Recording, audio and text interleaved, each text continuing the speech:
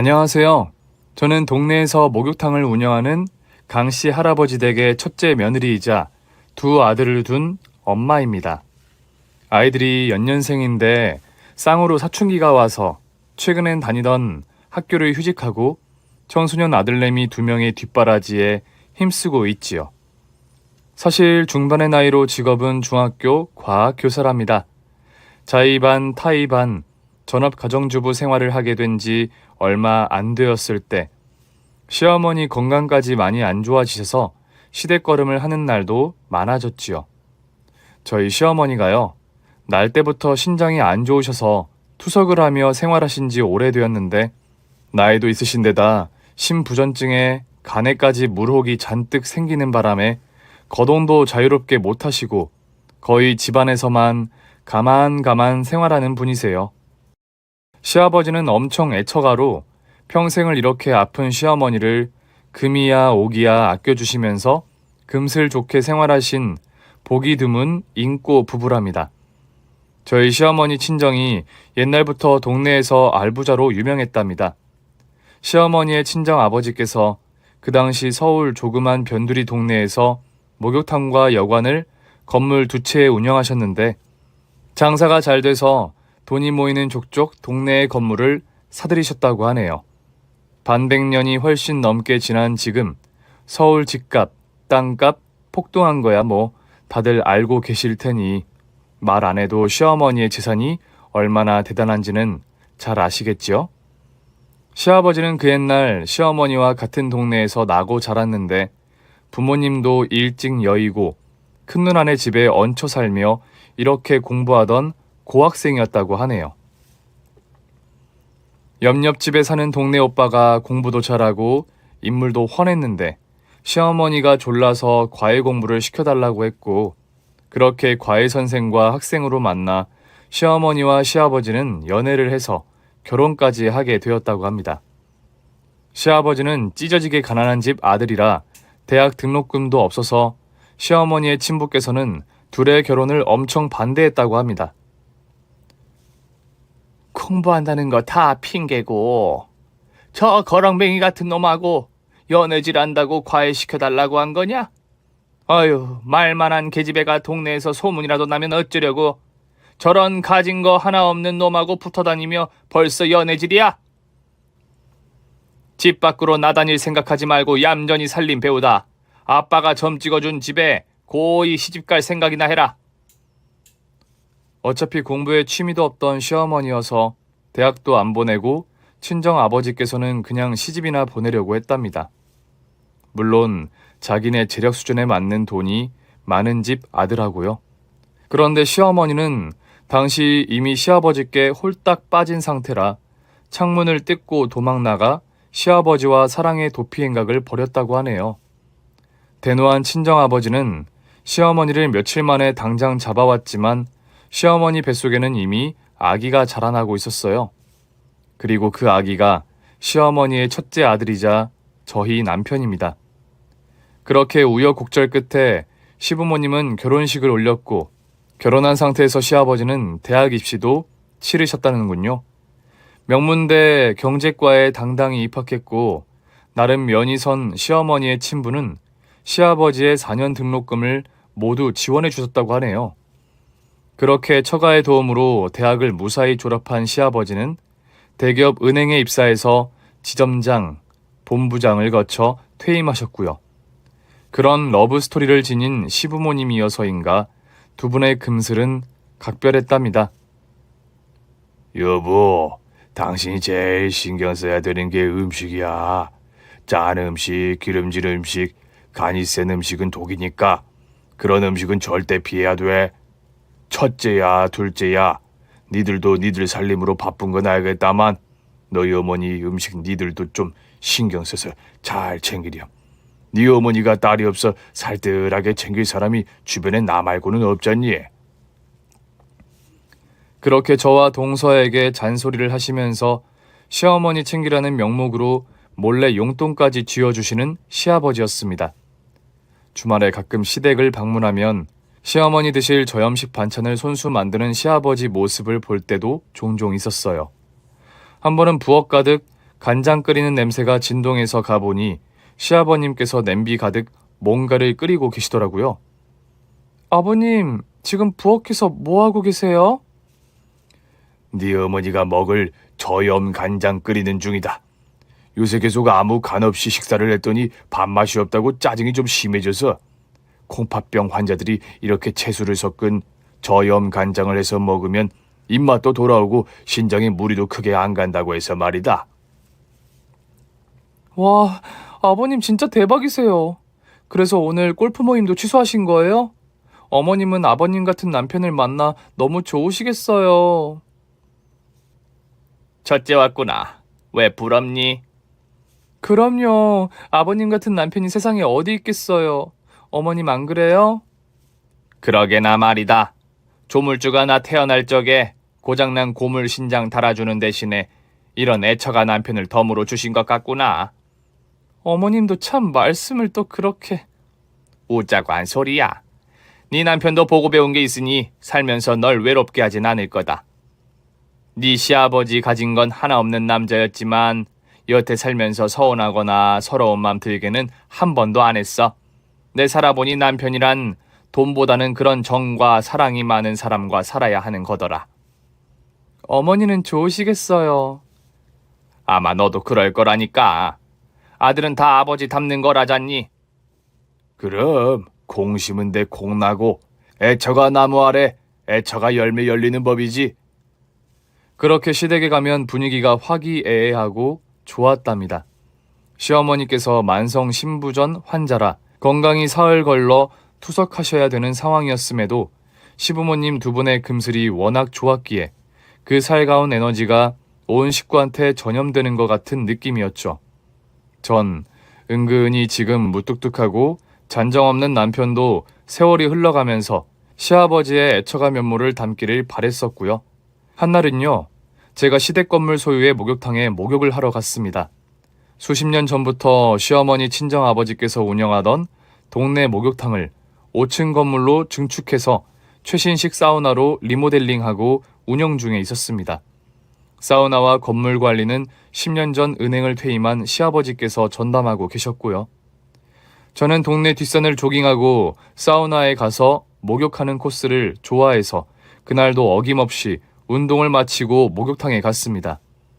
그런데요, 참 우연이랄지 인연이랄지 목욕탕에 새로 일하러 들어온 새신사 아주머니가 저를 아주 반갑게 아는 척하는 겁니다. 저는 낯이 있긴 했지만 긴가민가해서 누구신가 물었죠. 오메, 경자야. 나를 못 알아보냐.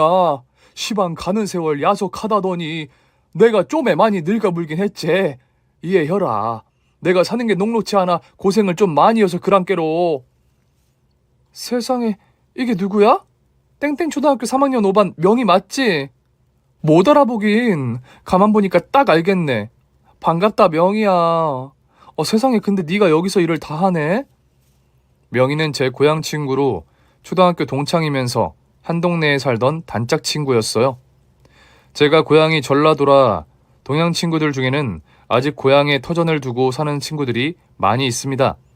명희는 불과 5년 전에 서울로 상경해서 새신사 일을 하고 있다고 했어요. 남편과 이혼하며 새신사 자격증을 취득했고 아무래도 사람이 많은 서울에 와야 돈이 더 잘 벌릴 것 같아 상경했다는 말을 하더군요. 그런데요, 살아온 얘기들, 안부들을 두서없이 주저리 늘어놓던 명희가 주변 눈치를 한참 살피더니 좀 이상한 말을 하는 겁니다. 경자야, 근데 그럼 네가 이 사우나댁 첫째 며느리란 말이오? 여기 사우나 우리 시댁이 하는 데야. 왜 카운터에 앉아 계시고 왔다 갔다 하면서 관리하시는 점잖은 할아버지 있지? 아, 너 그분은 남탕에 주로 계셔서 모를 수도 있겠다. 그분이 우리 시아버지셔. 은행 퇴임하시고 여기 사우나 관리하시잖아. 성실하고 또 시어머님한테는 어찌나 사랑꾼인지 우리 시아버지 완전 애처가시잖아. 오메 이게 무슨 거시기한 상황이냐. 시방 그 할아버지 사장님한테 사모님이 있었단 말이오? 당연하지. 우리 시어머님. 근데 왜 나는 여지껏 일하면서 사모님을 한 번도 못 봤다냐? 하긴 내가 여기 일한 지 얼마 안 되긴 했다만. 우리 시어머니가 건강이 좀 안 좋으셔. 신장 투석 받으셔서 집에서 가만가만 생활하시는 분이라 너는 얼굴 뵐 일이 없었을 거야 아마. 그게 아니라 네 시아버지란 양반 말이다. 여기 카운터도 보고 매점서 음료수 파는 아줌씨랑 좀 그렇고 그런 사이 같아 보이던지. 시방 너 설마 그거 모르고 있었냐? 이? 그게 무슨 소리야? 얘는 참 별 이상한 소리도 다 한다. 여기 매점 아줌마도 목욕탕에서 10년 넘게 일한 사람인데 거의 가족같이 지내는 아줌마야. 우리 시아버지가 그럴 뿐도 절대 아니고. 명희 네가 뭘 잘못 봐도 단단히 잘못 봤다 얘. 경자야, 정신 똑똑히 차려라. 이 차명이가 옛날부터 뜨신 밥 먹고 흰소리 하는 거 들어봤냐? 입에 칼이 들어와도 바른 소리만 하는 성질인 건 너 모르냐? 또 남자 여자 이상 야리꾸리한 공기 멘추로 감출라 해도 눈에 딱딱 들어오는 게 없는 법이요. 내가 남편이 20년 외도를 해서 그거 못 참고 이혼한 년이다. 내가 젊은 놈이건 늙은 놈이건 바람난 놈 눈깔 하나 판단 못할 것 같으냐? 진짜야? 명희 너 대체 뭘 봤길래 그래?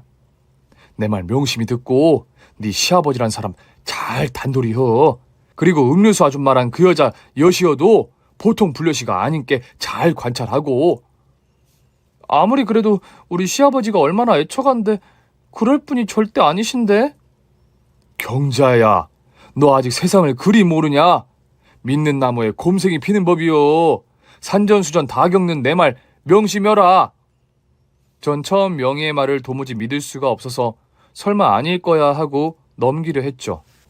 그런데 너무 정색해서 말하는 명희의 말투와 표정을 도저히 잊을 수 없더군요. 그리고 제가 아는 명희 성격상 없는 말을 지어내는 아이가 절대 아니었거든요. 바른말 잘하고 직원 잘하기로 유명해서 친구들 사이에서도 호불호가 명확하게 갈리는 타입의 화통하고 솔직한 타입의 사람이 명희였습니다. 게다가 명희가 그런 거짓말을 저에게 해서 얻을 거 하나 없는데 뭐하러 그런 이상한 거짓말을 할 이유도 없고요. 저는 한동안 시아버지와 매점 아줌마를 좀 예의주시하기로 마음먹었습니다. 한편 시어머니의 신부전증은 날이 갈수록 악화되었어요. 신부전증 말기로 진행이 되고 점점 신장 투석 능력이 떨어지던 어느 날이었습니다.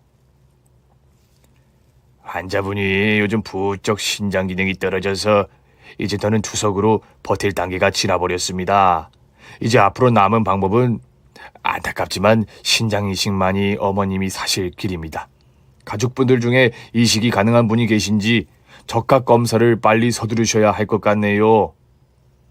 저와 남편, 동서와 서방님, 그리고 시아버지 모두 병원에 가서 당장 검사를 받았습니다. 그런데 하늘도 무심하시지. 약국계도 검사 결과는 모두 절대 불가. 식구들 중 누구도 시어머니에게 신장을 기증해 줄 수 있는 적합자가 단 한 명도 없는 겁니다. 저의 두 아들과 동선의 부부 딸아이들은 미성년자로 아직 16세가 안 된 아이들이라 적합 검사를 받을 수조차 없었죠. 여보, 걱정 마. 여기서 포기하고 낙담하기엔 일러. 내가 지구를 10바퀴 돌아서라도 반드시 당신한테 신장 이식해줄 수 있는 사람 찾아낼 테니까. 당신은 아무 걱정하지 말고 몸만 잘 보살피고 있어. 알았지? 아이고 영감, 그런 얘기로 나 위로 안 해줘도 돼요. 솔직히 나 살 만큼 살았어. 유복한 친정 만나 이날 이태껏 돈 걱정 없이 고생 안 하고 살고 당신 같은 애처가 만나서 마음고생도 안 하고 살았는데 여기서 더 과한 욕심 부리고 싶지 않네요. 자식들 걱정시키지 말고 당신도 그저 좀 정도껏 하구려. 이제까지 나 살뜰하게 챙기고 보살펴 준 것만 해도 너무 고마워요.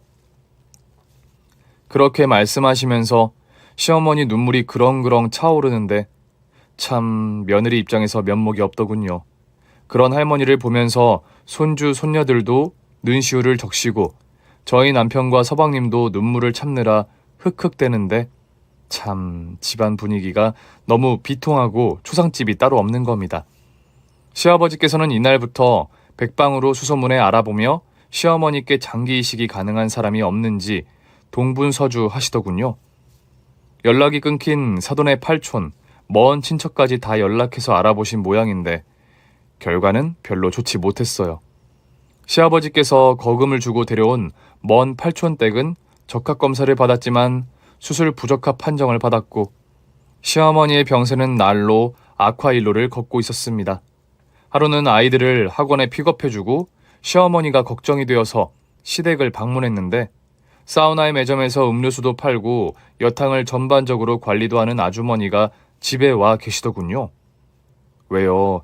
제 친구가 시아버지와 좀 사이가 수상한 것 같다고 의심한 바로 그 아줌마 말입니다. 아주머니, 목욕탕 일도 바쁠 텐데 어쩐 일로 저희 집까지 오셨어요? 요새 사모님이 건강이 부쩍 안 좋아지셨다고 해서 걱정이 돼서 와봤어요.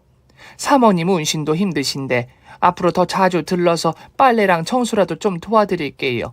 예전에는 제가 틈날 때마다 들러서 밥도 해드리고 살림도 많이 도와드렸는데 한동안 바빠서 그러지 못했네요. 어머나, 이 약밥 아주머니가 만든 거예요? 네, 사모님이 예전부터 약밥이라면 자다가도 벌떡 일어나시는 분이잖아요. 매점 아줌마에 대한 이상한 이야기를 들은 터라 예전처럼 아주머니를 고운 시선으로 보진 못하겠더군요. 게다가 만들어 왔다는 약밥을 먹어봤는데 약밥이니 단 건 둘째치고 콩팥병 환자가 먹기에는 지나치게 너무 짠 겁니다. 어머니, 이거 약밥 드시지 마세요. 버리든지 제가 가져가서 먹든지 해야 될 것 같아요. 만들어 온 사람 정성이 있는데 버리는 건 죄 받는다. 정 그러시면 제가 가져가서 애들 간식으로 먹으라고 할게요. 어머님이 드시기엔 너무 간이 세서 그래요. 그래, 그럼 그렇게 하렴. 그런데 애미야, 너 청소하면서 혹시 내 진주 목걸이 못 봤니? 그거 20주년 결혼기념일 선물로 네 시아버지가 사준 건데 갑자기 찾지를 못하겠구나. 그래요? 오늘 청소는 제가 안 했는데. 아까 매점 아주머니가 다녀가시면서 청소했다고 안 했어요? 시어머니께서는 혹시 매점 아주머니를 의심하는 거냐며 아설하며 성화하셨죠. 10년 넘게 목욕탕에서 일하면서 가족처럼 지내는 사람이라며 절대 그럴 사람이 아니라고 하시더군요. 요즘 몸이 안 좋아 정신도 좀 깜빡깜빡하는 것 같다면서 지내다 보면 어디선가 목걸이는 나올 테니 너무 걱정 말라 하시더군요. 그렇게 좀 찜찜한 기분으로 시댁에 있는데 동서가 집 안으로 들어왔습니다. 형님, 오랜만이에요. 아니, 그런데 표정이 왜 그렇게 어두우세요? 무슨 근심이라도 있는 사람처럼 뭔 일 있으세요, 형님? 살가운 성격의 동서는 제 근황을 걱정스레 묻더군요. 저는 잘됐다 싶어서 매점 아주머니와 시아버지 이야기를 했습니다. 물론 아버님을 믿지만 기분이 이상하게 찜찜한 게 사실이라고요. 동서는 심각한 표정으로 제 얘기를 듣더니 속단하지 말고 한동안 좀 주의 깊게 관찰을 해보자고 하더군요. 한동안 매점 아주머니가 시댁에 자주 온다고 했으니까 형님, 우리도 대비책을 하나 해둬야겠네요.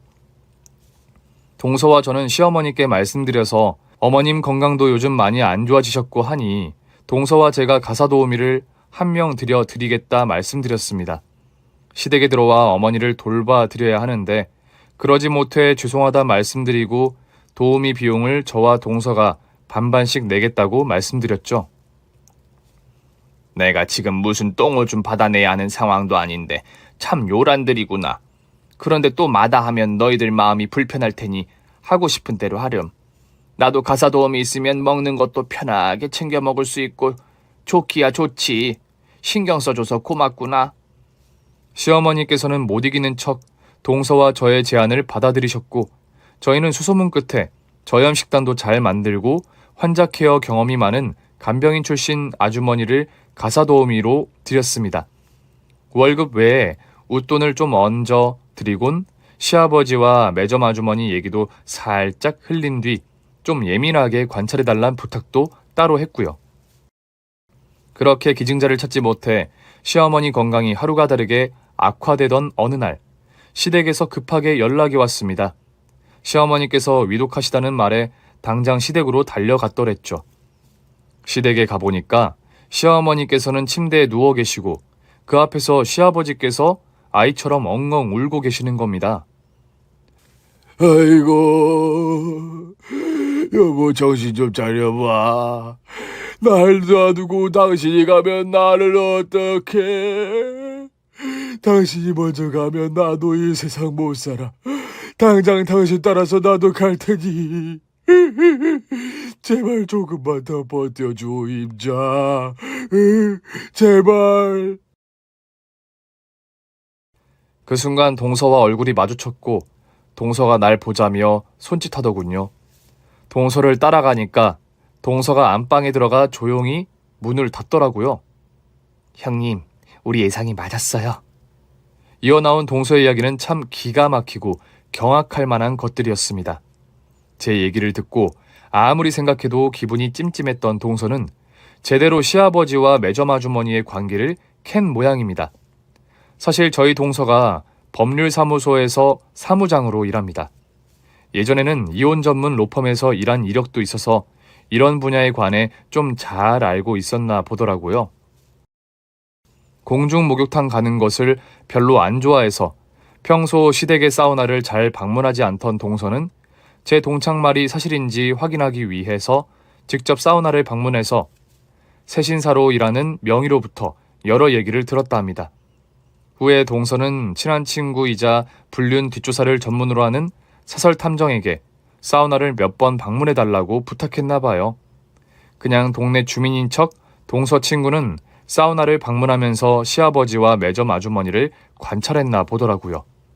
동서 친구 그 사설 탐정이 찍어온 사생활 사진들을 보니 참 어디 말도 못할 정도로 나쁘끄럽기 짝이 없는 사진들이 잔뜩 찍혀 있더군요. 점심시간에는 각자 사우나를 나와서 동네 으슥한 골목에서 시아버지와 매점 아주머니가 만나 단둘이 식사하러 간 적도 많더군요. 그런 일상 사진뿐 아니라 참 경기도 외곽의 모텔 투숙 기록까지 빼도 박도 못할 불륜의 기록들을 보며 동서와 저는 충격을 먹었습니다. 그렇게 안방에서 두 며느리가 놀란 입을 다물지 못하고 있는데 누군가 똑똑 방문을 노크하더군요. 사모님들 좀 들어가도 될까요? 들어오세요. 일전에 부탁하신 것이 있어서 그 매점 아주머니가 집에 방문하실 때 녹화랑 녹취를 좀 해두었어요. 아마 좀 깜짝 놀랄 만한 것들이 많이 담겨 있을 테니 마음 단단히 먹고 보시고요. 그렇게 도우미 아주머니가 동서와 저에게 전해준 녹화 영상과 녹음본에는 참 더 기막힌 진실들이 들어있더군요. 시어머니께서 잠든 틈에 시아버지가 통화하며 주고받은 말들, 그리고 그 매점 아주머니, 그 상간녀가 시댁에 들락거리며 저지른 정말 말도 안 되는 만행들이 고스란히 기록되어 있었어요. 그 뻔뻔스런 상간녀가요. 글쎄 시어머니의 사라진 진주 목걸이 말고도 시어머님 옷방에 몰래 들어가 값비싼 명품 가방이며 귀금속 등을 한 번도 아니고 꽤 여러 번 훔쳐간 겁니다. 녹취된 전화 통화 기록을 들어보니 시아버지께서는 참 기함할 만한 약속들을 상간녀에게 하고 계시더군요. 보채지 말고 조금만 기다리라고. 10년을 기다렸는데 고작 한두 달을 못 기다리겠나. 우리 마누라 얼마 안 남았다니까. 신장이식? 기증자를 찾아야 이식 수술을 받지. 내가 이식 아무한테도 못 받게 단단히 손 써놔서 죽었다 깨나도 우리 마누라 신장이식 수술 못 받는다고.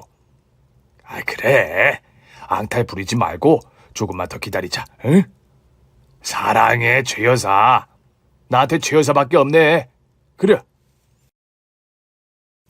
그 상간녀의 성씨가 최 씨예요. 시아버지께서는 그 상간녀를 최 여사로 부르며 살뜰한 애인 취급에 여념이 없으시더군요. 일단 남편들이 집으로 도착했고 상태가 위독한 시어머님을 병원으로 모셨습니다. 시아버지께서는 시어머니 옷가지를 챙긴다고 집에 남아 계셨고 마침 상간녀가 시댁으로 들어오더군요. 어머나, 사모님께서는 어디 가셨어요? 사모님 좋아하시는 깨죽을 좀 써놨는데 어쩌나 드실 분은 계시지도 않고 전화라도 한 통 넣어보고 온다는 걸 제가 생각이 짧았네요. 아줌마, 그 깨죽 지금 뜨거워요? 그럼요, 뜨겁다 마다요. 내가 끓이자마자 보온병에 식지 말라고 바로 담아서 가져왔는데요. 그래도 오는 동안 식었을 텐데 냄비에 좀 데펴오세요. 어머님 방금 병원에 가셨는데 좀 가져다 드리게. 상간녀는 분위기 파악 못하고 부엌에 가서 냄비에 한가득 깨죽을 데워오더군요. 저와 동서는 그 펄펄 끓는 깨죽을 냅다 상간녀에게 부어버렸습니다. 운동신경은 좋았는지 얼굴은 피했는데 옷을 입고는 있었지만 상반신 전체에 깨죽을 뒤집어 쓴 상간녀는 뜨거워서 어쩔 줄 모르며 부엌 한가운데서 펄쩍펄쩍 뛰며 오두방정을 떨더군요. 아니, 지금 뭐 하는 거예요? 미쳤어요? 정신 나갔어? 이봐, 미치고 정신 나간 건 그쪽이야. 어디 건드릴 남자가 없어서 유부남, 그것도 다 늙고 아픈 울 시어머니 남편을 건드려? 사모님 앞에선 그러면서 뒤에선 불륜이나 저지르고 그러면서 뻔뻔하게 깨죽을 써와? 당신 남은 인생도 깨죽이나 쓸 줄 알아라? 전 남은 깨죽을 냄비를 상간녀 머리에 집어 던져버렸습니다. 난동으로 시끄러운 소리를 듣고 시아버지께서 헐레벌떡 부엌으로 달려왔더군요. 니들 지금 무슨 짓들이야? 뭐 상황 보시면 다 아실 텐데요. 아버님하고 이 여자 관계 저희 다 알고 있어요. 그리고 아버님이 하신 그 이상한 장난도 더는 못 하실 겁니다. 쓸데없는 소리 말고 네 어머니한테나 가봐라. 며느리란 것들이 병원 따라갈 생각은 않고 집에서 뭐하는 짓들이냐? 이미 저희 남편이랑 아주버니께서 어머님 수술 동의서에 사인하고 있으니까 쓸데없는 걱정은 아버님이 안 하셔도 됩니다. 그렇게 어머님 이식 수술 못 받게 하시려고 동분서주 하셨는데 저희도 동분서주 했어요. 어머님 기증자 사촌 중에 버젓이 살아 계셨는데 그거 속이셨죠? 그분이 오늘 어머님께 신장 이식해드릴 겁니다. 알고 보니까요. 글쎄 시아버지란 사람 계획적이고 의도적으로 시어머님 신장 이식 수술을 중간에서 회방을 놓고 있었던 겁니다. 처음에 저와 동서 그리고 서방님까지 나서서 신장 기증이 가능한 친척들을 우선 알아본다고 했을 때 젊은 애들은 바쁘니 한가한 자신이 알아보겠다고 그렇게 발벗고 나서서 백방으로 기증자를 알아보던 시아버지셨죠. 그런 시아버지를 보면서 평소 워낙 애처가라 시어머니를 생각하는 마음에 저렇게 본인이 나서서 알아보는구나 생각했지 불어 기증자를 못 찾게 하려고 그런 술수를 쓰고 있는 거라고는 차마 생각하지 못했던 겁니다. 시아버지는 시어머니와 좋은 기억이 있어서 본인이 나서서 적합검사를 받겠다는 친척까지 거금을 주고 매수하거나 이미 기증자를 찾았다는 식의 거짓말을 하면서 이식 수술 날짜를 일부러 차일피일 미루게 했던 겁니다. 이상한 예감에 시아버지 뒷조사를 하던 동서에게 덜미가 걸린 거고요. 그렇게 원래 시어머니에게 신장 기증 의사가 있던 먼 친척에게 다시 연락해 적합검사를 받게 했던 거고 우여곡절 끝에 시어머니는 신장 이식 수술을 받게 되셨던 겁니다. 큰 수술을 앞두고 계신 시어머니께는 일단 당장은 이런 끔찍한 사실들을 말씀드리지 않았어요. 모든 전후 사정은 시어머니께서 수술을 무사히 마치고 건강을 회복하고 나면 말씀드릴 생각이었죠. 저는 동서에게 수고했다 말하면서 그간의 공은 치하했답니다. 저는 시댁에도 형님만큼 자주 찾아뵙지 못했고 목욕탕에도 거의 가보지 못해서 아마 형님이 아니었다라면 이 끔찍한 진실을 어머님 돌아가실 때까지 아마 까맣게 몰랐을 거예요. 악마 같은 것들 때문에 어머님 잃었으면 얼마나 황망했을 거예요. 이런 애군을 막은 건 반 이상 형님 공덕이세요. 평소에도 사이가 좋았던 저와 동서는 이번 일을 처리하면서 사이가 더욱 돈독해졌습니다.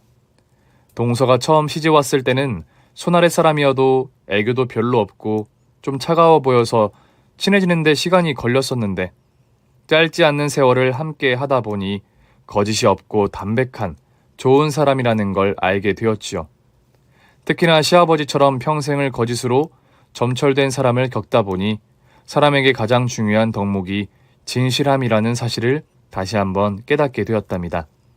그렇게 동네가 떠나가라 요란한 사랑에 도피행각을 벌이고 떠들썩하게 연애해서 속도 위반으로 결혼까지 했는데 그렇게 10년이 넘는 기간 동안 집안에서 운영하는 사우나의 매점 여자와 그런 불륜을 저지르다니 그것도 뭐 사우나는 시아버지가 일군 재산이기나 했나요?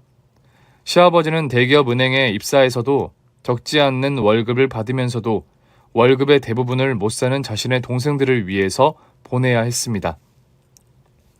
월급을 받아도 시어머니에게 가져다 준 적은 거의 없다고 합니다.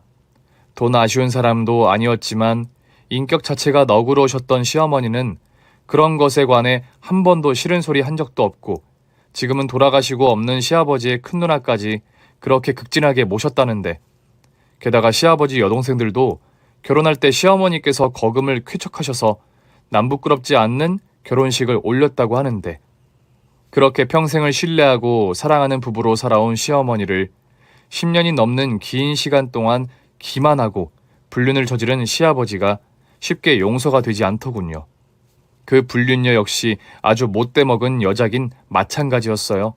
그 불륜녀가요, 시어머니 중학교 후배로 이혼하고 어렵게 사는 사정을 딱하게 여기고 시어머니가 다른 곳보다 월급도 많이 주면서 사우나에 취직시켜 매점을 인수받아 먹고 살게 해준 것이었는데 이런 막장 같은 악행을 저지르다니 정말이지 용서할 수 없는 일이었죠. 저희 남편과 서방님의 배신감도 하늘을 찌르더군요. 믿었던 아버지가 애처가의 화신이었던 아버지가 그런 불륜을 저질렀다 하니 처음엔 믿을 수 없는 표정이다가 나중엔 분노하다가 충격에서 헤어나오지 못해 몇 날 며칠을 술만 먹더라고요. 그렇게 한동안 고통스러워하니 이성을 차리고선 시아버지와 불륜녀를 가만히 두지 않겠다고 했습니다. 평생 애정과 헌신으로 시아버지에게 올인한 시어머니의 인생을 헛되게 만들 순 없다면서 가진 방법을 동원해 시아버지와 불륜녀가 저지른 죗값에 대한 벌을 응당받게 만들겠다면서 이를 갈았어요. 일단 아는 인맥을 총동원해 대형 로펌의 이혼 전문 변호사들 중에서도 경험치가 많고 승소 확률이 높은 사람들을 섭외했습니다. 그중엔 부장검사 출신의 변호사도 있어서 일단 시아버지를 존속 상해죄로 형사 고발했습니다. 시어머니의 지병이 아주 오래된 지병인데다 다른 노환까지 겹쳐있는 상태에서 이렇게 고의로 수술을 미루게 한 죄는 존속 살해 미수로 갈 수도 있다면서 시아버지는 아주 높은 형량을 받을 게 분명하다고 자신하더군요. 불륜녀에 관해서는 가정부 도우미 아주머니의 도움이 아주 컸습니다. 아주머니가 몰래 녹화해놓은 영상에서 불륜녀가 시어머니 옷방에 들어가 귀금속이며 가방 등을 훔쳐가는 영상이 그대로 찍혀 있어서 일단 절도죄로 불륜녀를 감옥에 쳐 넣을 수 있었습니다. 그런데요, 웃겼던 게 이 불륜녀가 동네에서 개모임을 주관하는 치맛바람으로 유명했는데 그 모임에서도 돈만 털어먹고 나눠주지 않아 원성이 아주 자자했어요. 동네 부녀 회장을 찾아가 내막을 탈탈 털었고 관련된 아줌마 무리들의 분노에 찬 원성을 바탕으로 또 이 건으로도 고소가 들어가서 또 하나의 사기죄가 추가되어 아마 한동안 그 불륜녀는 교도소에서 나오지 못할 것으로 보입니다. 이렇게 집안의 시끄러운 우환을 정리하는 동안 다행히 시어머니께서는 무사히 수술을 받고 건강하게 회복을 하셨답니다. 물론 지병이 지병인지라 정상인처럼 아주 건강하신 건 아니지만 그래도 일상생활이 무리 없을 정도로는 많이 호전되셨지요. 가볍게 동네 뒷산에 산책도 가고 멀지 않은 거리의 여행은 얼마든지 가능할 정도로 건강해지셔서 너무 다행이었죠. 건강을 회복한 시어머니께서는 시아버지와 불륜녀와 관련된 자초지종을 차분하게 말씀드렸죠. 깜짝 놀라 경악하고 충격으로 쓰러지시거나 그 여파로 건강이 더 악화되면 어떻게 하나 고민하던 저희의 우려와는 달리 의외로 시어머니께서는 그런데 크게 놀라시지 않는 겁니다. 아니 어머님, 아버님께서 그런 불륜을 저지른 데다가 그 상대가 매점 아주머니라는데 어떻게 그렇게 많이 놀라지도 않으세요? 혹시... 그래, 그 불륜의 기간이 10년이나 넘었다는 건 좀 나 역시 놀랄 노짜다만 여자의 촉이라는 게 있잖니. 아무리 늙었더라도 여자는 여자니까. 어느 날부터인가 네 아버지가 예전 같지 않다는 건 나도 다 느끼고 있었다. 설마 그 상대가 매점 동생? 아니, 그년이라는 걸 캐치 못한 건 내가 참 어리석다만. 이 영감탱이한테 뭔가 다른 게 있을지도 모른다.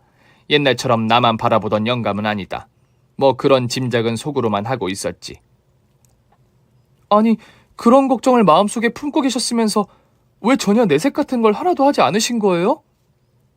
그래요. 어머니 그런 걱정이 있으시면 형님이나 저한테 이런 방구 언질이라도 주셔야죠. 며느리도 딸인데 너무하셨어요. 그렇게 말해주니 고맙다만 니들이 며느리가 아니라 딸이었어도 그런 말을 쉽게 하진 못했을 거다.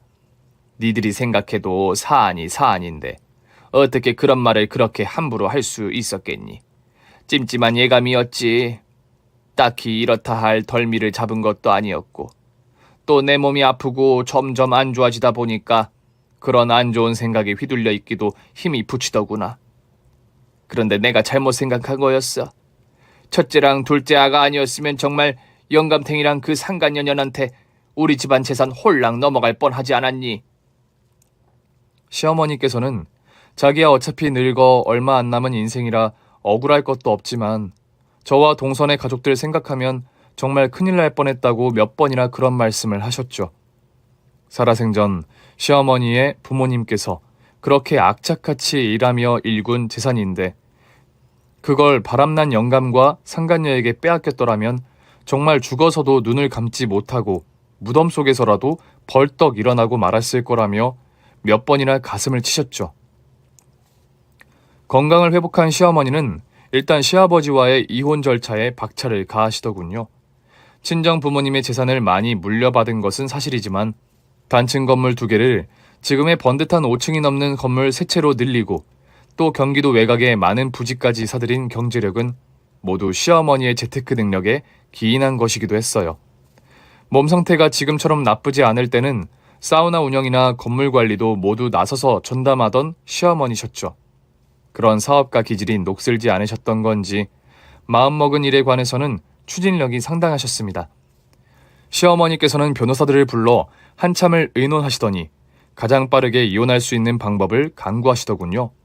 시아버지 형량을 감해주는 대가로 재산 분할 없이 협의 이혼이 이루어졌습니다.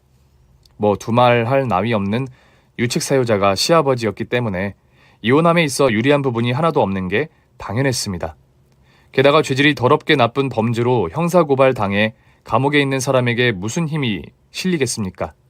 죽을 때까지 감옥에서 썩을 수는 없었던 건지 시아버지는 그 아까운 재산을 한 푼도 받지 못하고 알거지 신세로 이혼당하신 거죠. 한날은 제 눈엔 초연해 보이기만 하던 시어머니께서 말씀하시더군요. 이혼 소송을 하면서 참 지난 회한들이 밀려와 고통스럽고 괴롭더라고요. 과거를 돌이켜보면 진심으로 시아버지를 사랑했고 시아버지 역시 자신에게 그런 사람일 줄 알았는데 그게 아니었다 생각하니 살아온 세월들이 전부 부정당하는 것 같아 너무 괴롭다고 하셨습니다. 같은 여자로서, 아니 같은 인간으로서 너무 공감이 가고 이해가 가는 말이어서 저는 시어머니와 부둥켜 안고 한참을 울었더랬습니다. 처음부터 내게 진심이 아니고 그 영감탱이는 계산 속을 가지고 접근한 것일까? 그런 생각도 들더구나. 철없는 부잣집 딸이었던 나는 사람 보는 눈이 없어 저런 사기꾼한테 평생을 기만당한 것인가? 그런데 그런 생각에 매달리다 보니 자식 며느리가 동분서주 고생하면서 이식수술 해준 내 마지막 신장마저 망가져 버릴 것 같은 걱정이 들더구나. 집안이 완전히 풍비박산 날 위기에 너희들이 나 살리겠다고 포기하지 않고 겨우 받게 해준 수술인데 내가 남은 생을 그렇게 괴롭게 끔찍하게만 보내서는 안 되겠지? 그런 생각으로 마음을 추스렀다. 시아버지와 이혼 절차가 마무리되자마자 시어머니께서는 그 많은 재산 정리를 시작하시더군요. 엄마 건강도 회복됐고 앞으로 살 날 많으신데 왜 벌써부터 재산 정리하려고 그래요? 험한 일 겪고 죽을 고비 넘기고 나니까 재산이나 뭐니 그런 게 솔직히 덧없고 의미 없게 느껴지는구나. 그 많은 재산을 손에 쥐고 있었지만 결국 나는 나를 진심으로 사랑했다 생각했던 남편 마음 하나 손에 쥐지 못했잖니. 돈이라는 게 대단해 보여도 사람 마음 하나 살 수 없는 거. 그렇게 허망한 게 또 돈이란다. 내 건강이 이렇다 보니 또 언제 나빠질지 모를 일이고 정신 말짱할 때 깔끔하게 정리해두는 것도 나쁘지 않을 것 같다. 시어머니께서는 진심으로 자신을 생각해준 사람에게 소중한 재산을 나눠주고 싶다면서 저와 동서에게 100억씩의 유산을 증여해 주셨습니다. 보통은 아들들 명의로 증여해 주는데 며느리들 명의로 증여해 주다니 흔치 않고 주변에서 찾아보기 힘든 결정인 게 사실이었죠. 어머님, 보통은 시댁에서 재산을 물려줄 때 아들들 명의로 해주는데 이렇게 며느리들 앞으로 해주시는 분은 아마 어머니가 유일할 것 같아요.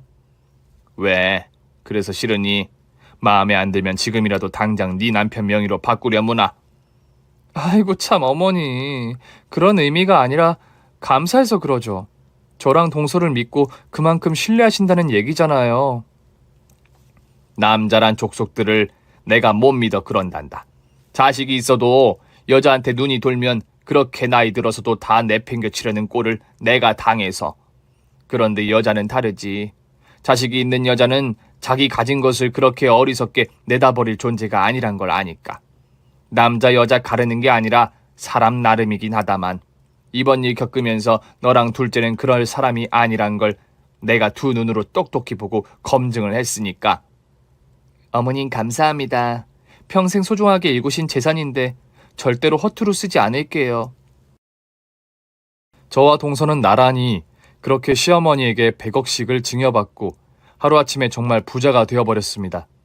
시댁이 잘 살긴 했지만 사치를 하는 가풍도 없었고 제 친정 역시 평범한 집안인지라 거액의 돈이 제 수중으로 들어오니 한동안은 실감이 잘 나지 않더군요. 저와 동서에게 100억씩을 증여하고도 남은 재산이 상당했던 시어머니는 본격적으로 기부 사업을 시작하셨습니다. 시아버지의 막장 같은 불륜으로 황혼 이혼을 겪으면서 뭔가 심경의 변화가 대단히 컸던 것 같아요. 돈이 그렇게 평생 많았지만 남편 마음 하나 사지 못했다는 시어머님 말씀이 제 가슴에도 두고두고 남더군요. 아마 이런 맥락에서 기부 사업을 시작하신 시어머님의 심증을 어느 정도 알 것도 같았습니다. 어떤 분야의 재산을 의미 깊게 쓸까 한참 궁리하시던 시어머님은 미혼모 시설과 한부모 가정에 관심을 보이시더군요. 남편에게 버림받아 힘들게 홀로 아이를 키우는 싱글맘들, 그런 여자와 아이들을 위한 임시보호센터와 긴급 생활비 지원을 하는 곳을 알아보라고 하시고는 그런 곳에 대대적으로 큰 기부를 하시고 계십니다. 시아버지가 불륜녀가 관리하던 사우나는 관리자를 싹 바꾸고 다시 성업 중입니다. 일주일에 2번은 독거 노인들에게 무료 개방하는 목욕탕으로 전환이 되어서 생활이 어려운 노인들이 목욕비를 내지 않고 목욕하고 갈 수 있도록 하고 계시고요. 이 모든 결단들이 시어머니가 내린 결정들입니다. 한날은 동서와 만나 커피를 마시며 이런 이야기를 나누었네요. 동서라면 만약 어땠을 것 같아? 그렇게 평생 애처가라 생각했던 남편이 고향 후배와 10년 넘게 바람을 피우고 불어 수술 못 받게 하면서 날 사지로 몰아 넣었다면? 전 아무리 늙었더라도 칼부림 났을 것 같아요. 제 성격이 좀 불같잖아요. 칼부림 후에도 영영 용서가 안 돼서 화병이 나 몸져 누웠을 거고요. 그러니까 어머님 보면 참 대단하신 것 같아. 저렇게 화통하게 마음 내려놓고 깔끔하게 재산 정리하시면서 사회사업 본격적으로 하시는 거 참 멋진 것 같아. 형님, 우리도 어머님께 받은 재산 멋지게 쓰자고요. 형님이나 나나 어차피 명품이나 쇼핑 좋아하는 타입도 아니고. 어때요, 형님 생각은? 나도 동감일세. 평생 산 남편 마음 하나 사지 못하는 돈인데 손에 움켜쥐고 있어봐야 뭐해. 어머님이 평생을 통해 얻은 교훈인데 우리 마음에 콕 새기고 진짜 의미 깊게 쓰자. 어머님처럼 영리하게 돈도 잘 굴리고 말이야. 뒤늦게 카페에 합류하신 시어머니께서 활짝 웃으시며 뒤에 서 계셨어요. 좀 일찍 도착하셨는지 진작에 저와 동서의 얘기를 다 듣고 계셨나 봅니다. 내가 남편 복은 없는데 며느리 복은 있나 보구나. 예전에 신장 때문에 하도 골치가 아프고 고생하니까 조물주가 신장 하나 고물로 주고 애처가 남편 줬다고 자랑했는데 이제 보니 고물 신장 대신에 보물 같은 며느리 둘을 준 것 같구나. 이러들 나렴. 오늘은 며느리들 데리고 최고 비싸고 맛있는 저녁이나 먹으러 가야겠구나. 여러분들이 듣기에도 저희 시어머니 참 멋진 분이시죠? 저도 나이가 들면 시어머님처럼 늙고 싶다, 그런 생각을 많이 하는 요즘입니다. 가진 것이 많건 적건 사람이 정말 용서하기 힘든 배신과 배반을 겪고 나서 괴로운 나머지 절망과 비탄에만 빠지지 않고 이렇게 슬기롭고 쿨하게 벗어날 수 있는지요. 화병에 시달리며 괴로워하는 대신 이렇게 아닌 건 아닌 거다 라는 결론을 내리고 쿨한 삶을 사시는 저희 시어머니를 저는 정말 진심으로 존경합니다. 그리고 그렇게 많은 돈으로도 남편 마음 하나 살 수 없었다는 그 말씀, 죽는 날까지 마음속에 품고 살려고 합니다. 돈으로 살 수 있는 진짜 소중한 건 세상에 하나도 없으니까 돈이 값어치 있어지기 위해 그 돈을 최대한 도움이 필요한 이들에게 나누는 삶을 살려고 합니다.